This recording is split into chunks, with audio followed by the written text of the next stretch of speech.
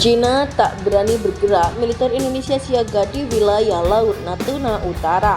Laut Natuna Utara sangat strategis dan Indonesia tak mau kehilangan kedaulatan di sana. Untuk mempertahankan Laut Natuna Utara, Indonesia menyiapkan kekuatan militer yang tak bisa dipandang sebelah mata. Seperti diketahui, di Laut Natuna Utara yang memiliki kekayaan bahari sering terjadi sengketa. Bahkan Cina secara sepihak melakukan klaim Laut Natuna Utara dan hal itu menimbulkan ketegangan dengan beberapa negara ASEAN. Namun Cina tampaknya belum berani mengusik wilayah kedaulatan Indonesia dan sangat memperhitungkan kekuatan Indonesia. Rupanya banyak alasan yang membuat Cina tak berkutik dengan kehadiran militer Indonesia di Laut Natuna Utara. Seperti diketahui, kini Cina tengah memperebutkan wilayah Laut Natuna Utara yang dinilai strategis. Negara Asia Tenggara menginginkan wilayah perairan ini sebagai daerah perdamaian. Sementara Cina ingin menguasai dengan mengklaim 9 titik lokasi Laut Natuna Utara atau disebut Nine Dash Land. Garis ini mengelilingi 90% perairan yang diperebutkan dan membentang 2000 km dari daratan Cina. Lalu apa saja peran Indonesia hingga membuat pemerintah Xi Jinping khawatir? Peran Indonesia di Laut Natuna Utara. Indonesia rupanya memegang peranan penting di Laut Natuna Utara. Melansir laman unaid.ac.id, Guru Besar HI Unaid Profesor Dr. Makarim Wibisono mengungkapkan bila Indonesia bisa menjadi pimpinan ideal bagi ASEAN. Posisi Indonesia saat ini dinilai bisa mendorong terjadinya penyelesaian sengketa di Laut Natuna Utara secara damai. Hal ini disebabkan karena 3 faktor, yakni Indonesia masih memiliki posisi kondisif, bukan merupakan negara climate state layaknya negara Malaysia, Brunei Darussalam, dan Vietnam. Selain itu, Indonesia merupakan negara terbesar se-ASEAN.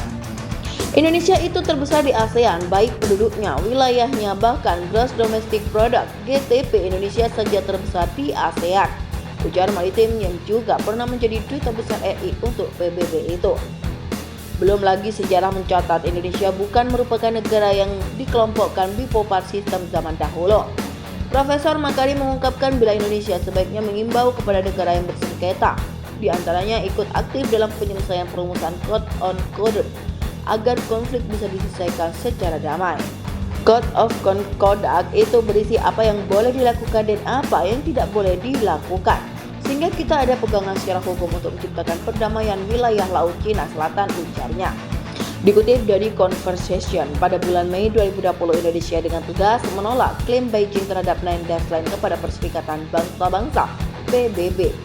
Indonesia juga meminta kepentingan maritim di Laut Natuna Utara dijamin berdasarkan Konvensi PBB tentang hukum laut. Meski ini bukan pertama kalinya, Jakarta menyatakan posisinya Direktur Asia Maritim Transparency Initiative Gregory Poling mengatakan ini adalah pertama kalinya negara ASEAN berdiri dan menentang keras klaim Cina. Kunjungan Perdana Menteri Jepang Yoshihide Suga ke Indonesia beberapa waktu lalu kian memperkuat posisi Indonesia di Laut Natuna Utara. Diberitakan sebelumnya dalam pertemuan langsung antara Presiden Jokowi dengan PM Suga, kedua negara sepakat meningkatkan kerjasama di bidang kesehatan, ekonomi, dan keamanan. PM Suga mengungkapkan akan mendukung Indonesia dalam masalah Laut Cina Selatan sehubungan dengan isu-isu regional termasuk Korea Utara dan Laut Natuna Utara. Kami sepakat bahwa Jepang dan Indonesia akan bekerja sama secara erat, kata PM Suga. Jepang menunjukkan dukungannya pada ASEAN untuk mencapai Indo-Pasifik yang terbuka, menentang klaim Cina di Laut Natuna Utara.